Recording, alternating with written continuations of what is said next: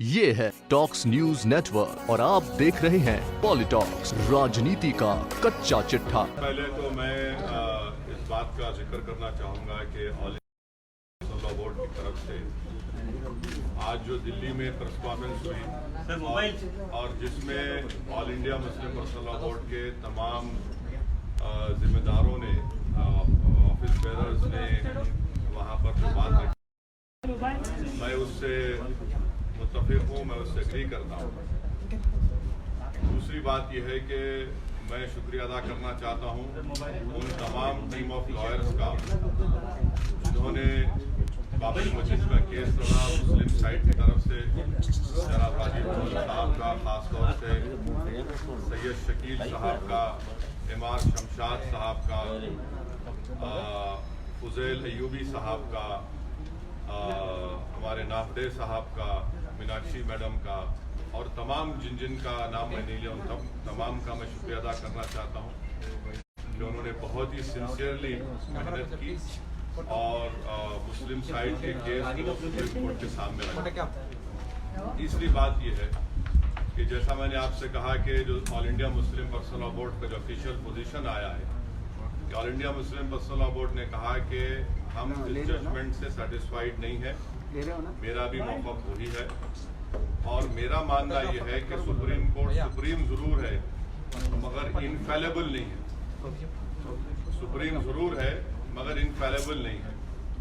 चौथी बात मेरा इस जजमेंट पर इनिशियल मेरा रिएक्शन ये है कि जिन्होंने बाबरी मस्जिद को डिमोलिश किया, शहीद किया 6 दिसंबर 1992 को, आज उन्हीं को ये बोली ट्रेवेस्टी कहिए, क्या कहिए, किस्मत कहिए कि आज उन्हीं को सुप्रीम कोर्ट कह रहा है कि ट्रस्ट बनाकर वहां पर आप मंदिर का काम शुरू करिए। मेरा मानना यह है कि अगर बाबरी मस्जिद 6 दिसंबर को शहीद नहीं होती तो क्या फैसला देता कोर्ट? फैसला क्या आता अगर मस्जिद वहां पर रहती?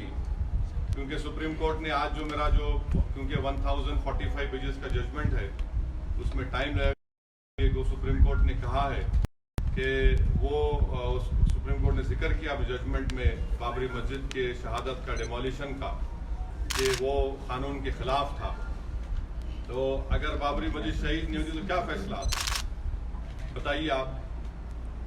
फैसला क्या आता नहीं मालूम मुझे। भी सुप्रीम कोर्ट सुप्रीम है मगर इनफेलेबल नहीं। सुनिए और 5 एकड़ जमीन का जो सुप्रीम कोर्ट ने फैसला दिया है, देखिए हम मुसलमान जो है हिंदुस्तान के संविधान पे हमको अटूट भरोसा है। हम अपने लीगल राइट के लिए लड़ रहे थे।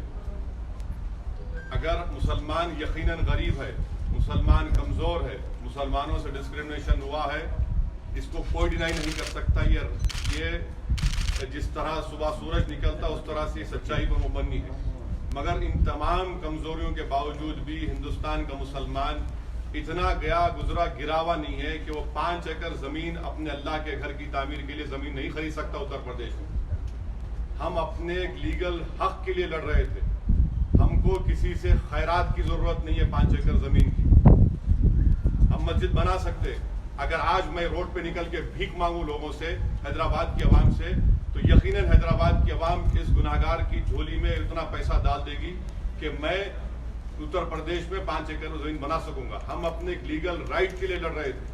हमको किसी से भीख की जरूरत नहीं है, जिसको अंग्रेजी में कहते हैं कि हमको पैट्रोनाइज करने की जरूरत नहीं आपको। तो अब ये मुस्लिम पर्सनल बोर्ड क्या फैसला लेगा, किस बात पर फैसला लेगा कि वो रिव्यू करेंगे नहीं करेंगे, वो 5 एकड़ की जमीन को कबूल करेंगे नहीं करेंगे? मेरी जाती राय ये है कि हमको 5 एकड़ के इस ऑफर को रिजेक्ट करना चाहिए। हमारी लड़ाई एक लीगल राइट की लड़ाई थी और सुप्रीम कोर्ट सुप्रीम जरूर है मगर इनफेलेबल नहीं है।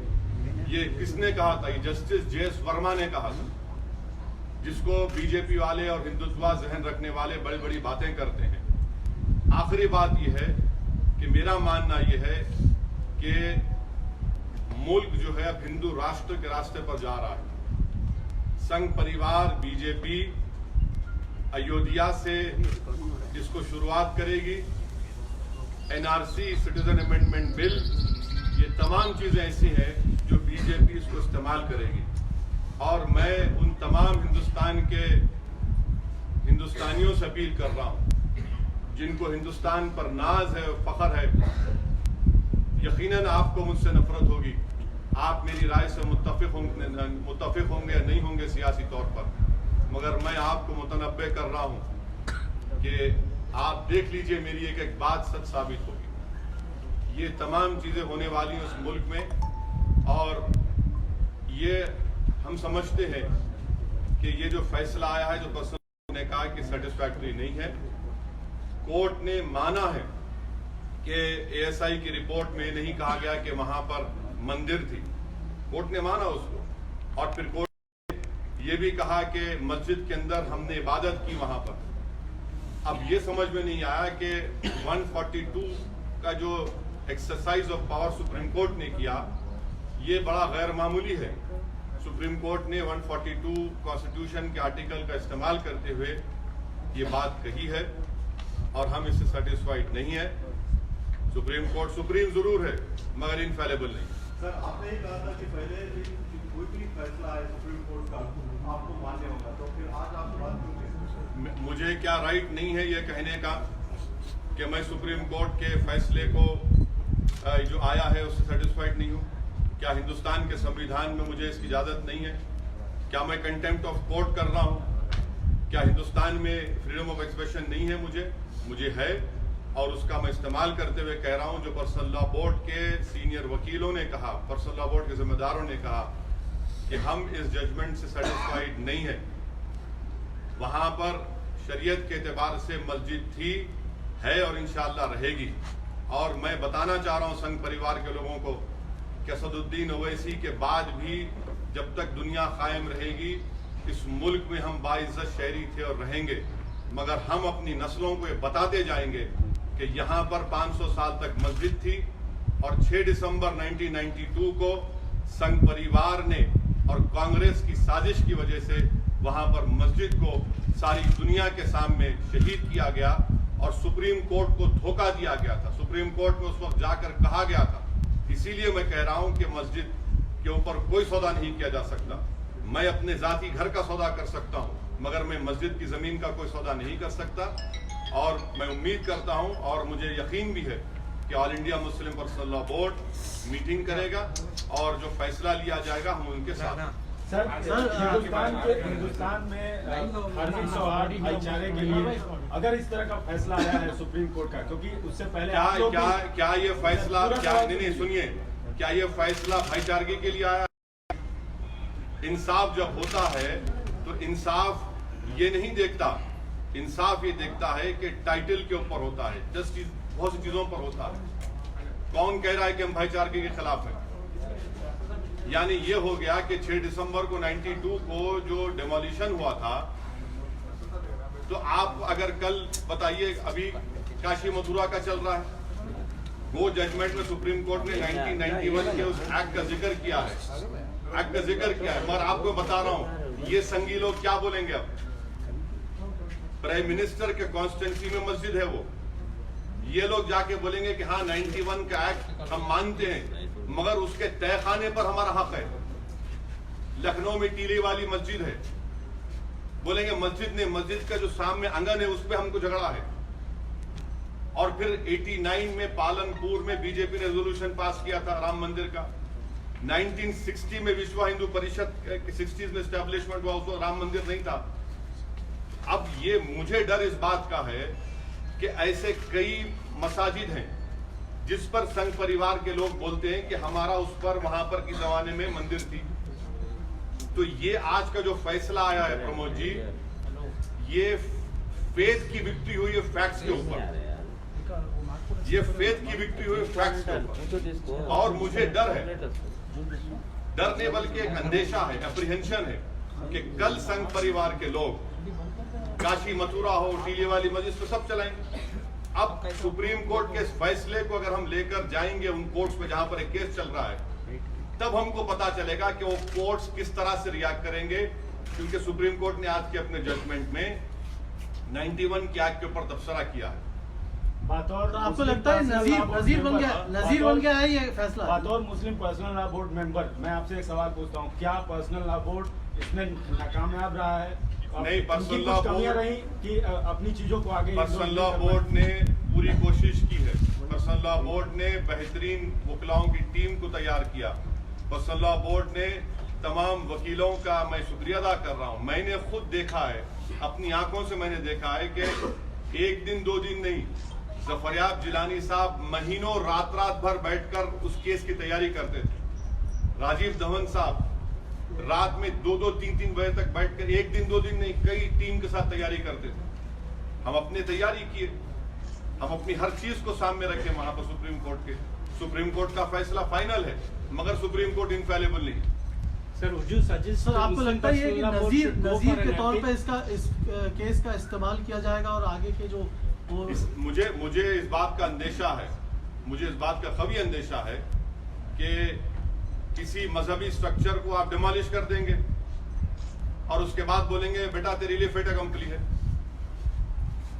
मजहबी स्ट्रक्चर डिमोलिश नहीं, मैं सवाल मेरा तमाम भारत के लोगों से, अगर डिमोलिश नहीं होती बाबरी मस्जिद 3 दिसंबर 1992 को, तो क्या फैसला आता? मैं एक अनपढ़ आदमी हूं, मुझे बस समझाइए आप क्या फैसला आता। तो इसीलिए हम कह रहे हैं, ये आज भी संघ परिवार के उनके वेबसाइट्स पर जाइए, आप देखिए, ये तमाम चीजें आज भी हैं। सर आपकी कम्युनिटी के कई उलेमा, कई नेता और कई गणमान्य लोग इस बात की ताकीद करते हैं कि जो ये फैसला आया है भाईचारे के तहत, इसको मानना चाहिए, धार्मिक सौहार्द बने रहना चाहिए। आप भी एक सियासी आदमी हैं, आपकी जिम्मेदारी नहीं मैं क्या कह रहा हूं, सुप्रीम कोर्ट का फैसला फाइनल है, मगर सुप्रीम कोर्ट इनफेलेबल नहीं है। सुप्रीम कोर्ट का फैसला फाइनल है, मानते हैं फाइनल है, मगर इनफेलेबल नहीं है सुप्रीम कोर्ट। ये जस्टिस जे.एस. वर्मा ने कहा था। और कौन जे.एस. वर्मा? जिसको संघ परिवार के लोग उनको अपना बड़ा मानते हैं, मैं उन्हीं के अल्फाज को कोट कर रहा हूं। आखिर ये लड़ाई कब तक चलेगी सर? ये लड़ाई कानूनी लड़ाई मानिए या कोई भी लड़ाई कब तक चलेगी? अब तो सुप्रीम कोर्ट का फाइनल जजमेंट है। आप पर्सनल लॉ बोर्ड डिसाइड करेगा कि रिव्यू करना है नहीं करना है, मगर जहां तक मेरी बात है, मैं अपनी नस्ल को बताऊंगा कि जब तक तुम जिंदा रहोगे बताना कि 6 दिसंबर के दिन क्या हुआ था। क्योंकि जो 6 दिसंबर के दिन हुआ वो मुसलमानों का मसला नहीं, वो भारत की सेकुलरिज्म को, भारत की भाईचारगी को, उसकी बुनियादों को हिलाकर रख दिया गया था। ये हम बताते रहेंगे। ये उस दिन जो हुआ वो वेंडलिज्म नहीं था, अंडरस्टेटमेंट है वेंडलिज्म बोलना। सर इसको बढ़ाने से हासिल क्या हुआ? बढ़ाने की बात नहीं है। क्या महात्मा गांधी को मारने वालों को भूल जाए हम? नाथुराम गोडसे को कंडम ना करें, हम भूल जाए महात्मा गांधी के मर्डर को, हम भूल जाए बाबरी मस्जिद को, हम भूल जाए 84 में सिखों को जो मारा गया था, भूल जाए इन सबको। आज महात्मा गांधी के पोतरे तुषार गांधी का ट्वीट है, अगर उनका है तो नहीं मालूम, देख लीजिए क्या देख लीजिए उन्होंने क्या कहा। उन्होंने उनसे सवाल करेंगे आप कि तुमने इस तरह का ट्वीट क्यों किया। यकीनन हमको तकलीफ है, इससे कोई मैं छुपा नहीं रहा हूं, और मैं मक्कारी की बात नहीं करूंगा। मैं खुल के कह रहा हूं कि हमको तकलीफ है, हम मुतमईन नहीं है। सर आप all India Muslim personal law board के सदस्य हैं, आप मेंबर हैं। Muslim personal law board should go for a review Sir, the All India Muslim Personal Law Board, in today's press conference, the office bearers have said that the Personal Law Board will decide what to do about filing a review petition, about to take a decision on this 5 acres offer. That the Personal Law Board will decide. I cannot sit here and speak for Personal Law Board. I am speaking here in capacity as a member of parliament and as on behalf of my party MIM. क्या आप समझते हैं कि दीगर दस्तूरी इदारों की तरह अदलिया भी अपना विकल्प? नहीं, मैं ये बात नहीं कह रहा हूँ। मैं ये कह रहा हूँ कि सुप्रीम कोर्ट सुप्रीम जरूर है मगर इनफेलेबल नहीं।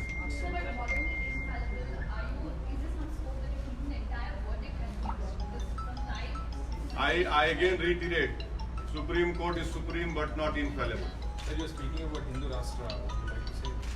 Yes, you see, that is what it is. I have been saying this consistently.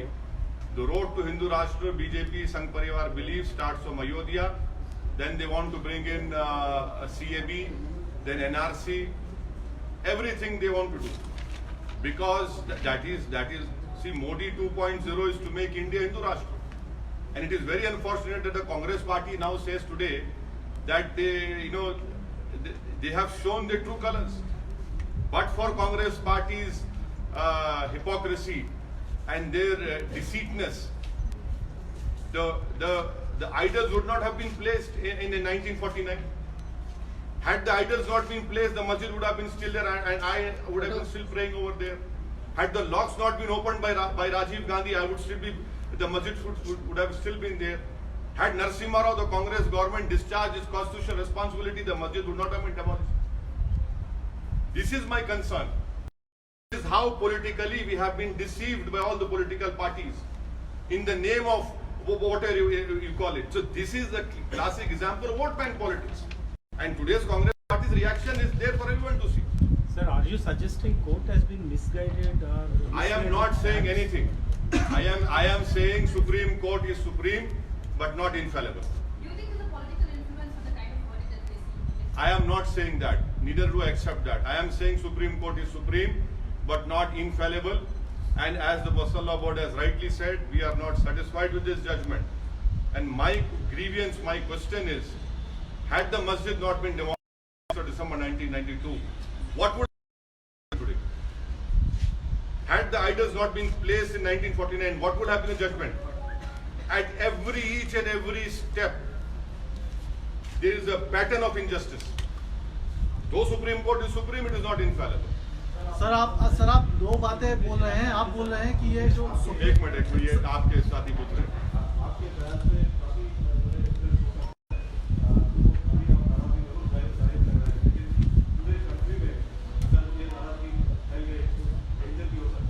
नहीं देखिए, इसी से जुड़ा हुआ एक सवाल, नहीं, आप अपील करते हैं जनता से? यकीनन प्रमोद जी यकीनन मैं आपके और शैलेश के सवाल से मुत्तफिक हूँ। कौन कह रहा है क्या हम अमन के खिलाफ है? अमन मजबूत रहेगा इंशाल्लाह। कुछ नहीं होगा मुल्क में, इंशाल्लाह कुछ नहीं होगा मुल्क में, अमन रहेगा।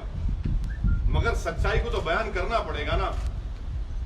मैं तो कोई ऑर्केस्ट्रा पार्टी का गाने वाला तो नहीं हूं कि बाजा लेकर बाजा बजाऊं बीजेपी संघ परिवार का और कांग्रेस का। मुझे सच्चाई को बयान करना है। जब सच्चाई को बयान कर रहा हूं, इसका हरगिज मतलब ये नहीं है कि आप जो सोच रहे हैं या कोई हमारे दुश्मन निकालेंगे, नहीं है। यकीन है ना, इंशाअल्लाह मुल्क में अमन रहेगा, कुछ नहीं होगा, देखेंगे आप। मगर ये सच्चाई तो है ना, मुझे तो बात तो करने दीजिए। क्या हम गूंगे हैं?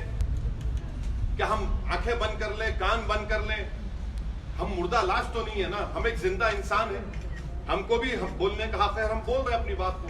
और हम कोई कानून के दायरे से बाहर नहीं जा रहे हैं, ना मैं कोई किसी से कह रहा हूं कि कानून को तोड़ो। यकीनन अमन है, अमन की अपील कर रहा हूं, अमन को मजबूत करना पड़ेगा, इसका कोई उसको नहीं है। मगर ये बात भी तो बोलना है।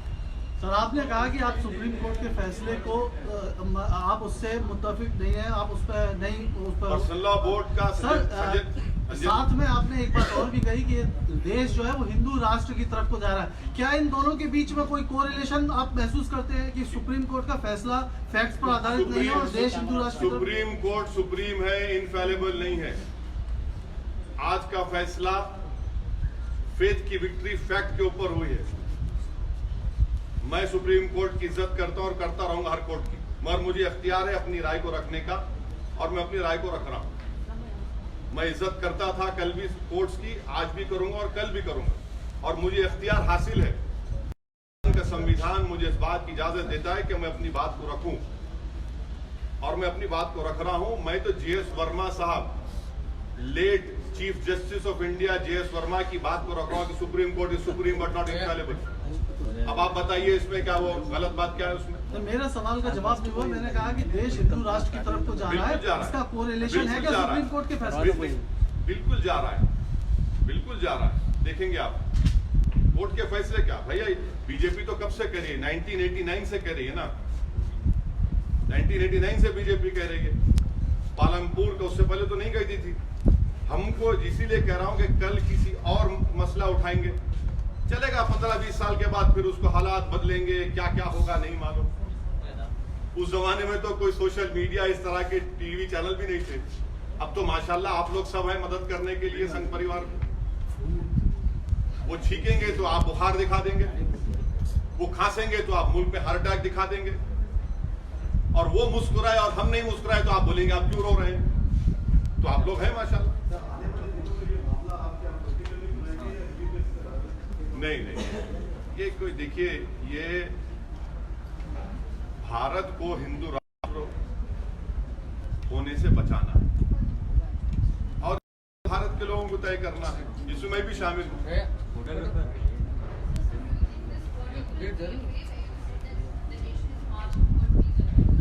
This is my opinion. You can disagree with it. Link कैसा कर रहे हैं सुप्रीम कोर्ट की मैं आप शुरू कर दिया बात। अब आप मुंह में अल्फाज मत डाल। मैं सुप्रीम कोर्ट को ब्लेम नहीं कर रहा हूँ, मैं सुप्रीम कोर्ट को सुप्रीम बोल रहा हूँ। मैं सुप्रीम कोर्ट के इनफेलेबल नहीं है, बोल रहा हूँ। जस्टिस पढ़ा करो बाबा। जस्टिस JS वर्मा जो है, ये कहा था, मैं एक ट्वीट में किताब का टाइटल है, पढ़ो आप लोग नहीं पढ़ते। आपका एक प्रॉब्लम क्या है कि आप जो है हजरत मोदी का एजेंडा लाकर सामने रखते हैं। मैं जो कुछ बोल रहा हूँ, आपके पेट में दर्द हो रहा, मैं पेट में दर्द नहीं बल्कि आपके दिल में दर्द होने के लिए बोल रहा हूँ। आपके दिल में दर्द होना, आप सोचना, आपके दिल में दिमाग में जो जाले भर दिए गए हैं संघ परिवार के, उससे आपको साफ करना, डिटॉक्सिफाई करना, ताकि आपको दिखे ये पोल्यूशन जो हो रहा है ना, उसे आप निकालिए और देखिए सच्चाई को। सर, आप कह रहे हैं कि हिंदू राष्ट्र से इस मुल्क को खतरा है, क्या कांग्रेस के साथ मिलके क्यों मिलूंगा कांग्रेस के साथ? कांग्रेस, अरे आज तो कांग्रेस बीजेपी से मिली हुई है ना, उनका रिएक्शन देखिए, उनके स्पोक्सपर्सन का जो रिएक्शन है, देखिए। कांग्रेस वालों को डूब मरना चाहिए। क्या कहा था नरसिम्हा राव ने उनकी सरकार ने, क्या मस्जिद बनाएंगे, व्हाइट पेपर निकाला था, नहीं निकाला था? ये कांग्रेस छोड़ दीजिए, ये टाई है, ये लोग कंफ्यूजन के शिकार हैं। सर, आपने बोला था देश हिंदू राष्ट्र की तरफ जा रहा है, आप बोल रहे हैं कि सुप्रीम कोर्ट जो है, सुप्रीम कोर्ट सुप्रीम है, हाँ, जी। तो but is not, supreme court is supreme but infallible. Justice JS Verma मिले और सुप्रीम कोर्ट के वो किताब भी छपी थी, वो कहाँ है किताब, मैं आपको बताता हूँ। देखो, आप देख लिया, आप लोग देखे, ट्वीट देखे मेरा, ट्वीट तो देख लिया। देखो, आप देखो, मैडम को दिखाना चाह रहा हूँ। मैं चाहता तो खाली कोर्ट डाल सकता था, मेरा नहीं, क्योंकि आप लोग जो है नहीं, आप लोग मेरे पे AK-47 से फायरिंग करेंगे, इसलिए मैं किताब का फ्रंट पेज छापता हूं। आप जो अभी की जनता है, जो यूथ है, जो मुस्लिम, हिंदू, चाहे जिसको भी ले लीजिए, आप उनको क्या बोलना चाहिएगा कि आपको क्या लगता है सुप्रीम कोर्ट के फैसले का असर क्या होगा उन पे, और आप क्या उनको सलाह देना चाहते हैं? मैं यही बोलूंगा, सुप्रीम कोर्ट सुप्रीम है। सर, उसके अलावा आप क्या बोल रहे हैं? उसके अलावा बोलने की जरूरत ही नहीं है मैडम। देखिए, ऑक्सफोर्ड इंडिया पेपर बैग के essays in honour supreme court of India, justice JS Verma ने कहा, मैं भी वही कह रहा हूँ, supreme court is supreme, final है, but it is not infallible, ये कह रहा हूँ। सर, आपने कहा कि ये देश हिंदू राष्ट्र की तरफ, तो इसको रोकने के लिए आपके पास कोई रोड मैप है, आपके कोई अलायंस है आपके, क्योंकि आप एक तरफ तो कांग्रेस को नकारा साबित कर रहे हैं। प्रमोद जी, इंसाफ और सच्चाई और भारत को बचाने के लिए एक आदमी काफी है। हम अपनी बात को करेंगे, मैं कामयाब हूं ना हूं अलग बात है। शायद मरने के बाद मेरी खबर पर आकर कोई बोलेगा कि हाँ, ये एक दीवाना था जो ये बात कहता था, ठीक है, कोई बात नहीं। मगर अगर दीवानगी की जरूरत है इस देश को बचाने के लिए, दीवानगी का इजहार करना पड़ेगा, और वो जमहूरियत और कानून के दायरे में रहेगा।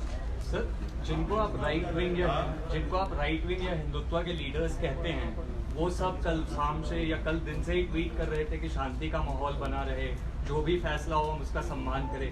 Do you read too much into that? What? Of BJP leaders, including the I Prime don't Minister give speaking. two hoots about them. I cannot speak for them. I feel you're demeaning me by asking about what they say and what they do. हाँ, बाबा